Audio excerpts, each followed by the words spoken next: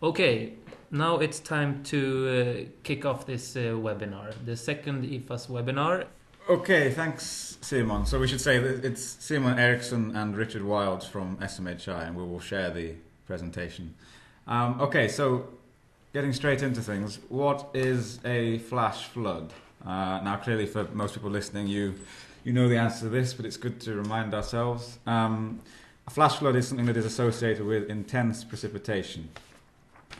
And the general definition that is given is that it's intense precipitation that generates high runoff. But of course it can be a combination of less intense precipitation with snow melt or with soils that are already saturated. The most important thing is that it's when there is a response that takes 24 hours from the rainfall event to the discharge or peak flow event. And you can see on this figure on the top right from the US an example of when a hydrograph has gone from normal levels to peak levels in less than 24 hours. And of course that means there's a very short warning time, which means there's a very high mortality risk, and this is a very important area for forecasting. And EFAS is a tool that provides the ability to do that across the European domain. So that's really the question. That's what EFAS was set up to do from the flash flood perspective originally, was to answer the question, can we forecast these kind of events with more than half a day's lead time? It's important, though, to remember the definition of a flash flood according to EFAS, which isn't exactly the same as the more general definition that I just gave. So within EFAS, we're talking about flash flooding that occurs within river networks only. So we're not talking about pluvial flash flooding or urban flash flooding. So we're not talking about when you have intense rainfall over an urban area, for example, and where you have direct runoff along a road or an impermeable area. We're talking about flash flooding that is associated with rivers. We're also talking about a specific catchment size. So on the figure on the right, you can see basically this is the bias in the EFAS model. So when the model was calibrated, this is one of the things that was generated. And there's a lot of information here, but what is important, if you look at the I don't know if you can see my mouse, but if you look at the white line, you can see there is a drop-off in skill, and the bias becomes worse around this point, and it becomes particularly bad below this point. And these are for different upstream areas. And generally, anything less than 2,000 kilometers squared in EFAS cannot be modelled using the EFAS, the standard hydrological simulations. So an alternative was required for these flash flood type events. So flash floods in EFAS are defined as catchments for 25 kilometers squared up to 2,000 kilometers squared. So as it says here, catchments more than 2,000 kilometers squared are covered by EFAS hydrological forecasts. Catchments less are covered by EFAS flash flood indicators. There's been a previous webinar on the hydrological forecasts. Today we're just talking about the EFAS flash flood forecasts. So how does the EFAS flash flood forecast work? I'm going to provide a very brief overview here, and then Simon will provide a little bit more detail on a couple of these elements. But we start on this box on the left. We start with the hydrometeorological forcing. So we start with two things: rainfall, clearly, and also soil moisture. These are converted within the model to runoff. So I'm going to talk very briefly about the hydrological model, list flood. We then accumulate the runoff over different time periods, 6, 12, and 24 hours, when the upstream area is less than 2,000 kilometers squared. We then compare that with a historical analysis of 19 years. So we compare the forecast with what has previously happened, and then we can basically come up with a return period for the given event. We'll go through this in a bit more detail soon. But one thing you should be aware of is that there are two indices that we sometimes talk about. The first one is called EPIC, the second one is called ERIC. EPIC was previously developed and is very similar to ERIC, but the difference is that it only accounted for rainfall. It was only based on rainfall. It did not account for snow or catchment soil moisture. And EPIC stands for I have to check my note here because it's a complicated acronym, but it's the European precipitation index based on climatology. ERIC is the European runoff index based on climatology. The only difference really between these two things is that the new one accounts for soil moisture, which is taken from the Listflood model. And obviously by doing that, you get a much better simulation. And at the end of the presentation, we'll show you some validation for the ERIC index, which is now used within EFAS compared to the EPIC index, which was used previously. So this presentation is about ERIC. We just wanted to say very briefly a few words about Listflood, because we take soil moisture from Listflood in order to compute this flash flood index, or ERIC. Listflood is a semi-distributed hydrological model, so what that really means is that it runs on a 5-kilometre grid for Europe, or for the area that EFAS runs for, which is a bit more than Europe. It's a mix between a conceptual and a physical model. If you look in the actual equations that are used, you'll see that it's generally quite physically based, but with a lot of simplifications, because this is a model that is designed for running over very large areas. And it includes river channel routing, which is very important for simulating the large catchments that EFAS is designed for simulating. So you need to represent the flood wave that goes down the river.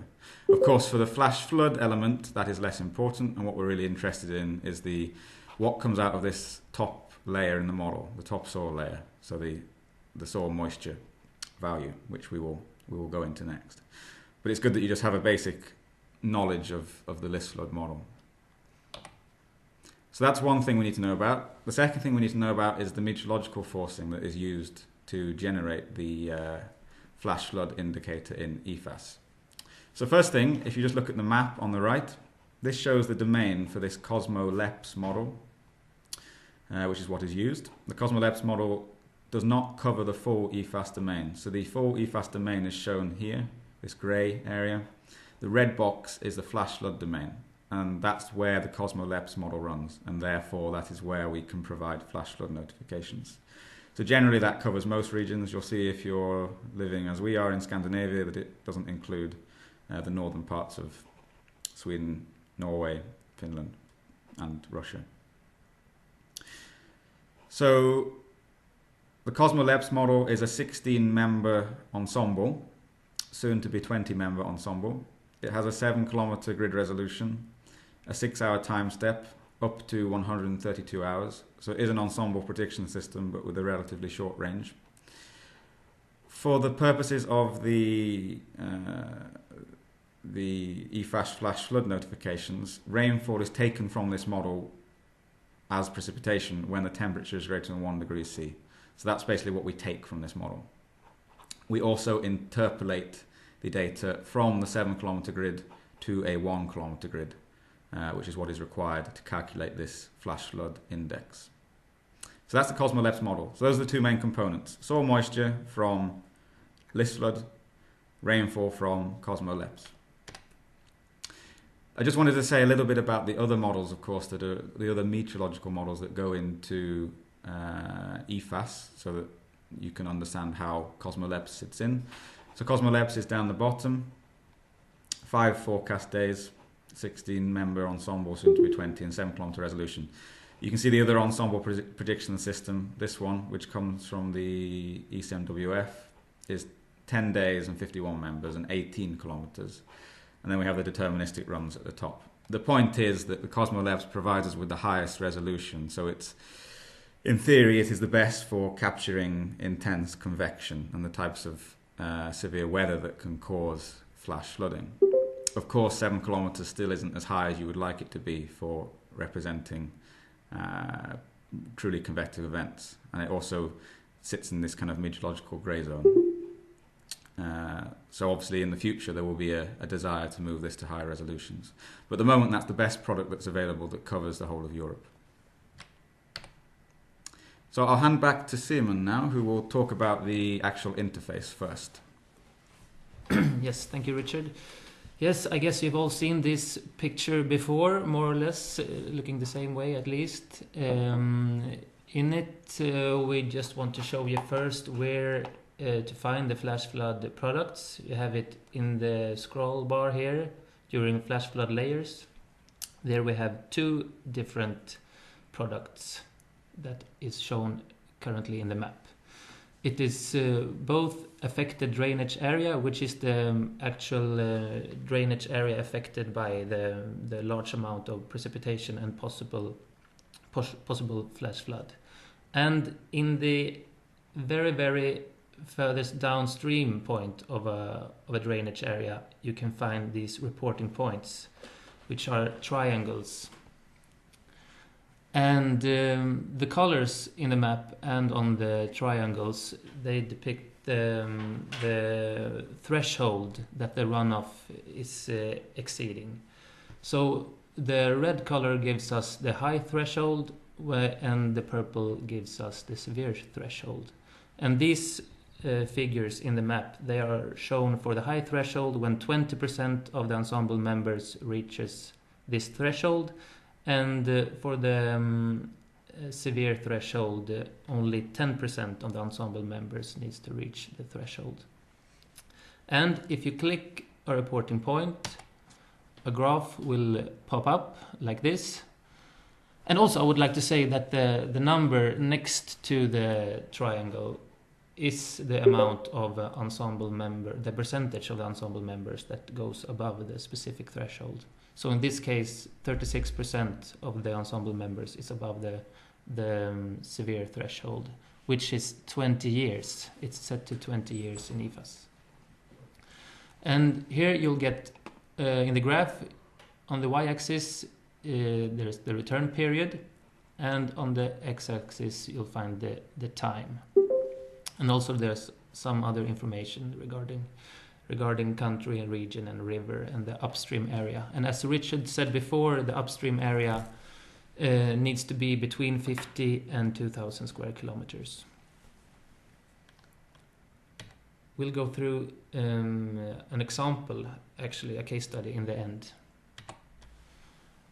But when an officer on duty from one of the EFAS dissemination centers has seen signals of an upcoming flash flood, we need some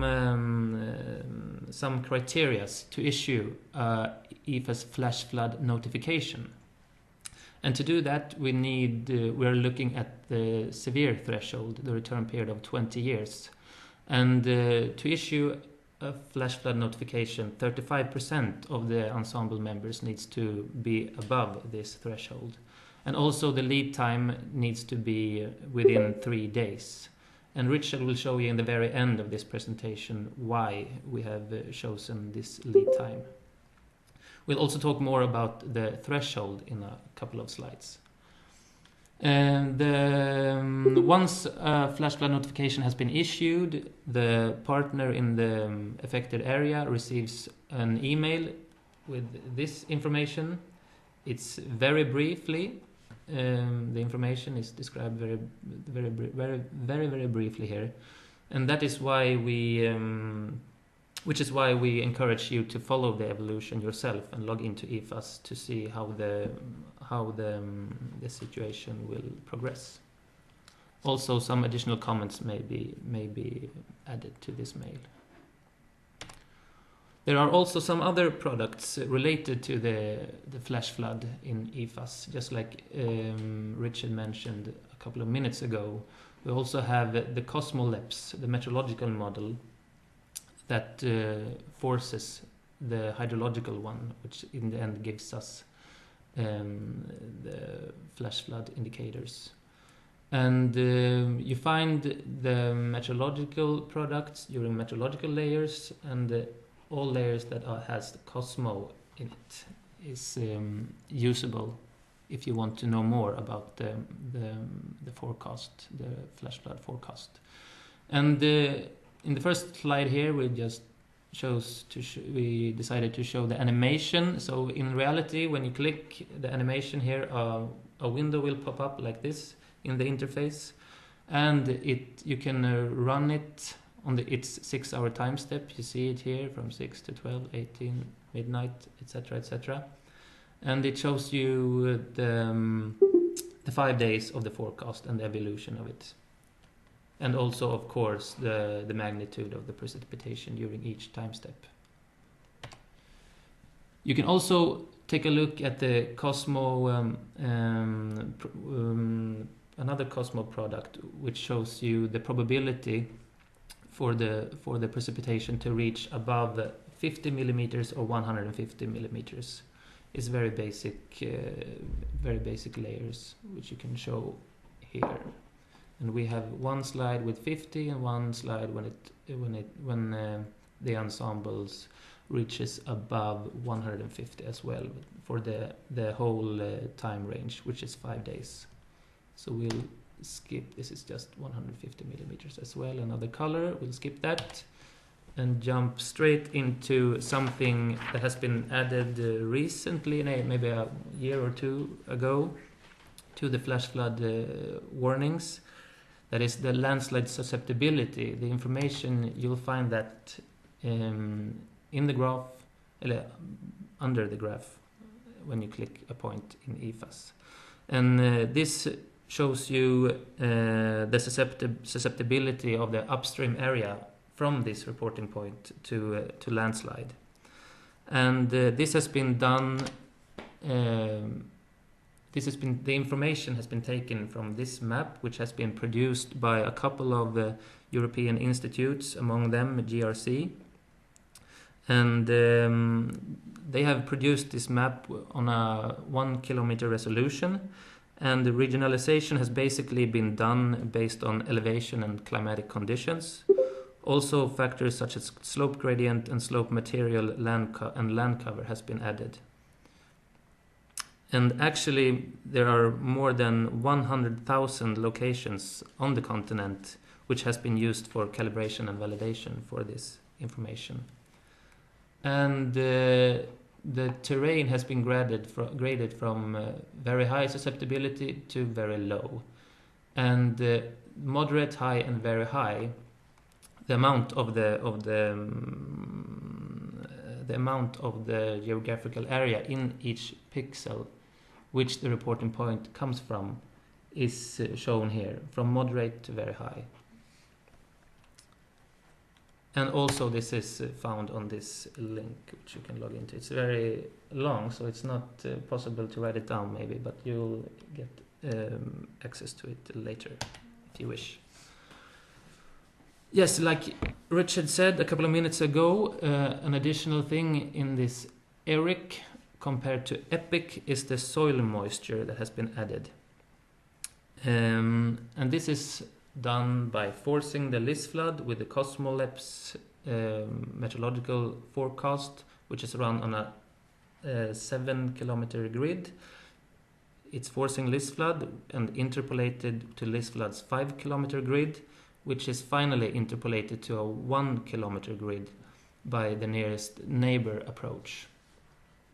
So then in the end we get a soil moisture value, but we need to convert it to a number that is between 0 and 1. That's the soil moisture index used in this case at least. And to do that we take today's soil moisture, SM orig in this equation, and we deduct the minimum that has been calculated for the climatological period, that is 1990 to 2009, and then we divide this number with the maximum number during this calculated during this climatological period minus the minimum again, and then we'll get a number between 0 and 1, and the closer to 1 you are, the more saturated the soil is, and the closer to 0 you are, the more dry the soil is, unsaturated. We'll go through to the next slide. And the next step in this ERIC calculation, where we will try to convert the rainfall to runoff. And to do that, we take the amount of rainfall within each grid and we multiply it with something called the runoff coefficient. And the runoff coefficient comes from the soil moisture by using predetermined relationships for each grid cell.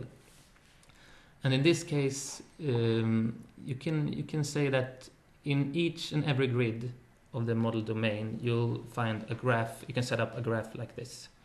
And in this graph, a point is added every time the accumulated rainfall for one day is greater than 10 millimeters. A point is added. And from these points and the soil moisture that we already know now how to calculate, we can get the runoff coefficient by the relationship between soil moisture and the equation. So in these two graphs, you see the same like hockey stick pattern, but they're not that similar because they come from grids with two different land cover characteristics. The left one is from a flat forest area, and the right one is from a steep rocky area. Unfortunately, I couldn't find a picture of that, so this picture is only steep but not rocky, maybe. But it's as good as it gets at this point. And as we said, the characteristics of the two graphs are more or less the same, but there's some major differences. For example, you see that the runoff coefficient is way lower for the forest compared to the steep rocky area. It's down here before it goes up, and in the rocky area it is almost up at 0.5. And that shows us that its runoff is more easily created in a steep rocky area compared to a flat forest area, quite logically.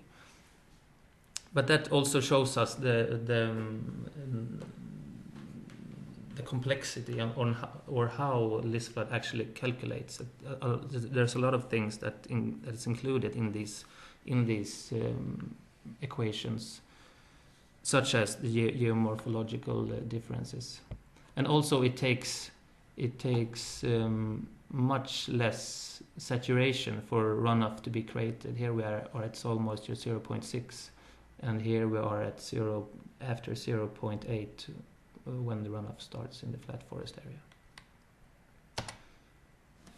And finally, then, how do we calculate ERIC? Now we have seen how to calculate soil moisture, and from that we have learned how to calculate the runoff.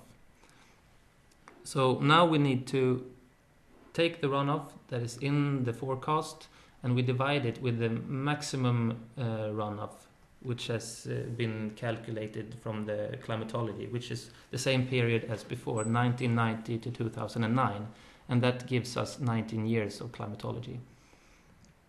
So you take the accumulated forecasted runoff, and you in the forecast, and you divide it with the climatological one, and you do it for each of these time steps: 6 hours, 12 hours, and 24 hours. And then you have, of course, 3 different numbers in the end, and you withdraw the maximum of these 3.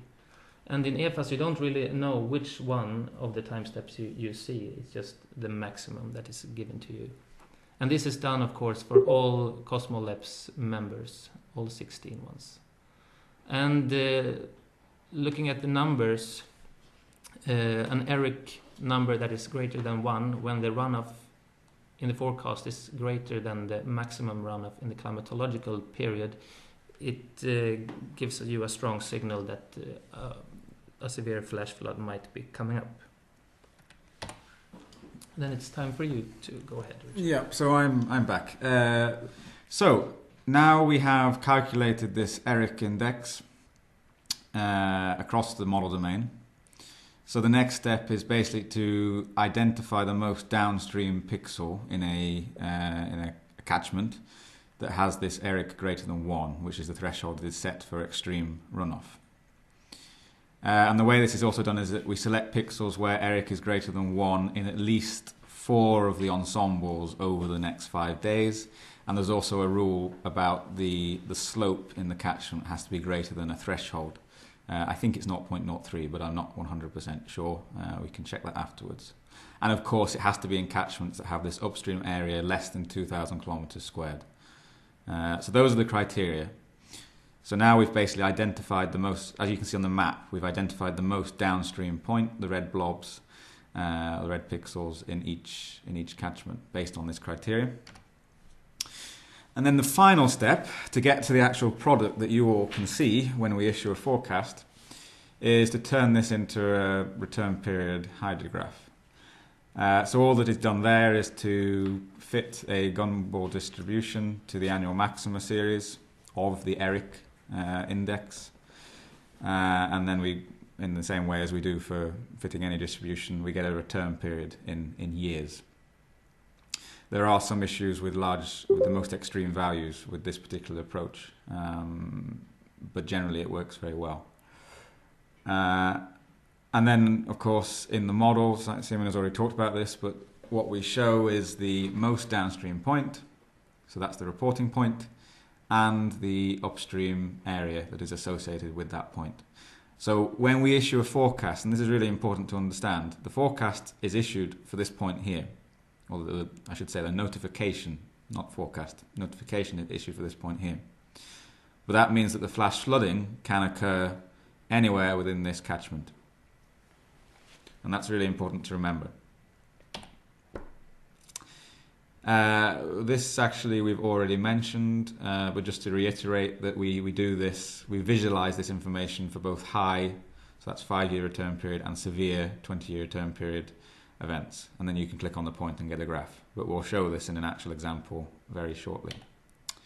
And again, here is the affected drainage area. This can be a bit confusing to look at sometimes if you have a large event, because it can highlight a very large area, but you can of course turn on the catchment data set within EFAS to help you understand what the catchments look like. And again, the colour of the drainage area corresponds to the warning level. So again, this 20 or 5-year return period. Just want to go through an example of validation. How good is it? And then we'll show you a real case study. So the JRC have performed a validation across the whole of Europe between the 1st of December 2009 and the 30th of November 2010. This is all described in the paper that you see referenced. But this explains why we only issue forecasts for these two criteria. So on the graph on the left, what you're looking at is the number of hits and the number of false alarms at different lead times. So lead time 1 day, lead time 2 days, 3, 4, and then up to 5 and 6. And then the line on the graph shows you the ratio between hits and misses. And you can see that there is a relatively weak but noticeable peak in the hit ratio. It's around about 65%, I think, for lead times of 2 days. So that's why we have this rule that we only issue a notification when the lead time is less than 2 days. We don't do it for lead times of 3, 4, 5 or 6, even though the data is available. The second graph on the right shows you a very similar thing, hits compared to false alarms, and then the ratio of the two is shown in the line. But now you're looking at the hit ratio for different return periods. It's for the 20-year return period, but for different probabilities on that return period. So for example, 30% above the 20-year return period, 45% above the 20-year return period. And again, you can see that there is a relatively weak but noticeable maximum for the 35% threshold above the 20-year return period. Although you could argue that it isn't that much worse for 40 or 45%, but obviously we want to take the lowest possible value so that we can issue warnings. So again, that's why we take the 35%. The idea here is to reduce the number of false alarms and to try and increase the number of hits. That's why this criteria has been chosen. A further example of validation based on that criteria then is from an intense precipitation event that happened 30th of January to 1st of February across large parts of southern Europe. The only thing I really want to say about this graph is they did a comparison was done here between the old EPIC index based only on precipitation and the new ERIC index based on precipitation and this runoff soil moisture coefficient. Without even understanding the graph, you can immediately see that there are a lot more bars on the ERIC graph. And what that tells us is that the ERIC performed a lot better, because each of these bars is for a different event. And it is basically how many of the forecasts that were issued were validated as being correct or a hit. And then the different colours on each of the bar signifies the kind of lead time that forecast was issued with. So how far before the event did we issue something? So you can see the majority of them have a persistence of 12 hours, but there are some that were actually issued at much, or could have been issued at much longer lead times. But the general message here is that the change from EPIC to ERIC, so the change from including soil moisture in the analysis, made a huge difference to the skill of the model, which is no surprise at all, but it's very good to see it on a validated like this. So that concludes the kind of more technical aspects of what we want to talk about. We'll now spend the next 5-10 minutes maximum just showing you all the things we've talked about within the EFAS system. Now, clearly, I hope that most of you that are listening have already seen all these before, but it's useful just to go through it one more time. So the event we thought we would show, you'll have to bear with me now whilst I get the right screen up. We thought we'd start with a video in case everyone is now very bored of listening. So here we have a video from flash flooding that occurred in southeastern Spain, in Murcia, in middle of December 2016. So here's just a video of what happened in reality, and then we'll look at what was in the model. So you can see there was quite significant overland flow. I don't actually know whether this was associated with a river or not. I assume that this obviously the water was flowing towards a river, but maybe this doesn't meet our strict criteria of what a flash flood is in EFAS. But regardless, EFAS performed quite well, as you will see, for this event. I'll just fast forward because so it's much of the same. But this was quite a significant flash flooding event. So what did the model say? Here's something that we prepared earlier. So you'll see now. I'm going to go through the whole process of how you look at previous events through to actually the analysis, so that those of you who aren't familiar with the system become more familiar. So you can, in EFAS, it's very useful because you can go back and look at any historical event within the period that EFAS has been operational. So you can see here, I've clicked on the date and I've selected December 2016, and I'm starting with the 13th. And then you can see that there are 2 model runs per day. So at the moment I'm looking at the 00 model run. You then have very, very many options of layers that you can look at in EFAS. The most useful are contained in the flood summary layer. So these are the most common. These are the things that we use when we issue forecasts usually. And it includes that in there, the EFAS active information. So then you can see that a notification was issued. I'll turn that back off for now. I'm just going to focus on the things that are relevant for flash flooding in this particular webinar. So what I currently have turned on is the reporting points, and you can always click on the question mark and you get more information about what they actually mean if you've forgotten. So you can see it down here on the 13th that we had an event identified by the model. And you should remember that the event actually occurred on the 17th of December. So if I zoom in,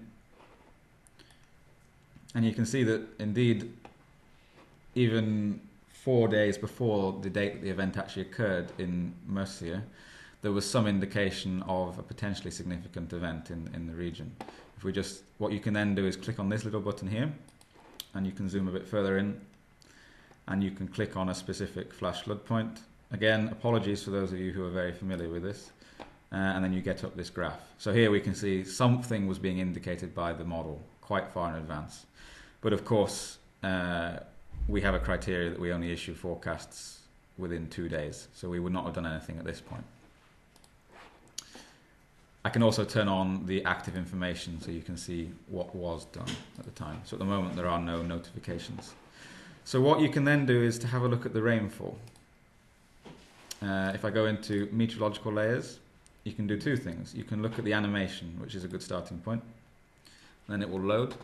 And you'll see this is showing you both the amount of rainfall every 6 hours and the probability. So the darker the colour, the more likely it is that you'll have that much rainfall. So then I can press on play. If we concentrate on this area down here, you can see that the Cosmo-LEPS model was suggesting some rainfall towards the end of the forecast. If I just pause and click on the end. So there was something coming through at the end, but not particularly significant. So that's one of the reasons that at the moment the forecast points aren't very severe. We can also have a look at soil moisture. So soil moisture, you can find that in initial condition layers. And then you'll see there are many different options. There are products that come from satellite soil moisture, and then there's products that come from the model. So this one comes from the model, and this is this scale from 0 to 1.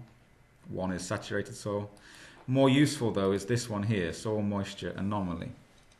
So this shows you compared that the model soil moisture compared with the historical period. Now in this case the historical period is 22 years. It's a different climatology than the one we talked about previously. But anyway, the point is that it's a climatology. So if I turn that on,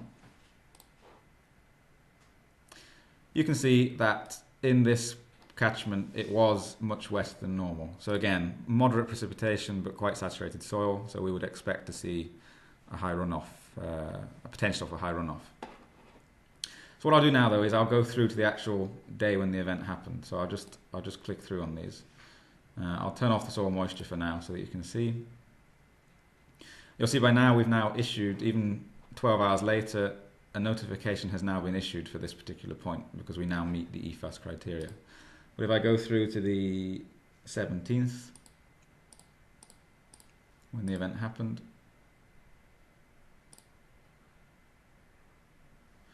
okay, so here is Mercia. So here is where that video that we showed of flooding occurred. Of course, it's quite possible that flooding occurred in the upstream area, quite likely as well. Now, if I click on this point in Mercia, I will then just try and explain quickly what you're looking at in this graph again. So, a little bit confusingly, the model was actually suggesting that the event would occur on the 19th. But I suspect if we look back at previous forecasts, then the model would suggest that it was going to occur earlier. We've only looked at this event quickly, so I'm not entirely sure what actually happened. But in any case, the black line here is the median or the mean of the Cosmo-LEPS simulation. And then the dashed lines are the 25% and 75%. And then the extremes are shown in this shaded colour. So you can see that 44% of simulations, so 44% of the 16 models that Cosmo runs, had a return period of greater than 20 years. And actually that the 75% percentile was 100 year. So the model was suggesting that there was a potential for quite an extreme event. If I just move this up, you can see also this landslide susceptibility. This isn't really very interesting for this area because there's a very low risk of landslides. But obviously if this was a mountainous area, then you would be more interested in this. You can also see the other information. So the country, whether that country or that region has a condition of access, so whether they've signed a contract to receive EFAS forecasts. The region, the river that it's associated with. Remember, we're talking here about flooding that is associated with rivers.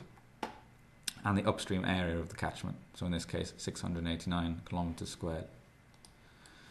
I don't really want to say too much more. The only last point I would make is that generally forecasts, we would issue one forecast for one flash flood notification for one catchment. So we would try and group our forecasts. So if we see, say, here, we see 1, 2, 3, 4, 5, 6, many different points, basically, that we could issue a forecast for, we will generally try and group them into one. There are no fixed rules on this. So you can see here, actually, that 3 forecasts were issued, and actually further downstream even more. But generally, we would now try and group those into one and take the most downstream point, or the most extreme, depending on the situation. So you may only receive one notification, but you would then need to go into the model and just have a look. Okay, where are we actually seeing these points? And you can also turn on this affected drainage area, and now you'll see actually that quite a large amount of the of these catchments were going to have greater than 20-year return period exceedances. Before we just take the questions, by the way, something else we would like to say is that those of you who are EFAS partners have the opportunity to receive training in your own countries. We have a contractual obligation to provide that training, the EFAS dissemination partners, of which there are 3 institutes. So if you would like further in-depth training on any element of EFAS, it's just a case of sending an email to EFAS dissemination, and then that will be arranged at a date that suits you. And that's something that hasn't really been made advantage of yet. So I really would encourage those of you listening to take advantage of that. Okay, it looks like everyone is happy for now. But I mean, if you have further questions, please email them to the EFAS dissemination team. If we can answer them, we will. Otherwise, of course, ECMWF and Callum and his group would also be available. So I'd just like to say thank you to everyone who participated, but also thank you to Callum at the ECMWF for both helping us with the material that we presented and answering the more specific questions. And again, a final plea that if you want further training, please ask, because we can't come to you without being asked. So and it's a very useful service in our opinion. In that case, I will end the presentation, and you will receive an email in the following days with information about where you can find where you can log in to find the recording. Thank you very much. Yes. Thank you.